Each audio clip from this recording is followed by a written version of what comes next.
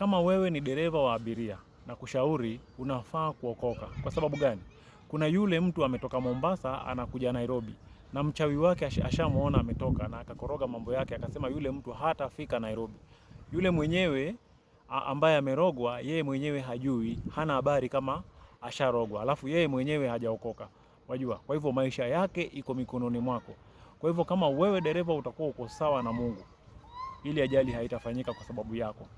Jambo ambalo kwamba watu wengi hawaelewi ni kwamba kuna mara nyingi sana ajali huwa inafaa ifanyike, lakini huwa haifanyiki. Kwa sababu gani? Kwa sababu unakuta kwamba kuna mtu mmoja ama watu wawili ndani ya lile gari wameokoka na waliomba. Unajua kwamba mara nyingi sana ni mtu mmoja ndio huwa anaokoa basi nzima. Kuna mtu yuko prayerful na aliomba aka-cancel, na kuna mtu yuko ndani ya lile gari alirogwa. Ushaona? Ambapo kwamba anafaa kuanguka na hiyo gari, lakini sasa lile gari litafika kwa sababu ya yule mtu mmoja ambaye ameokoka na aliomba, na kuna mtu yuko prayerful. Ushaona?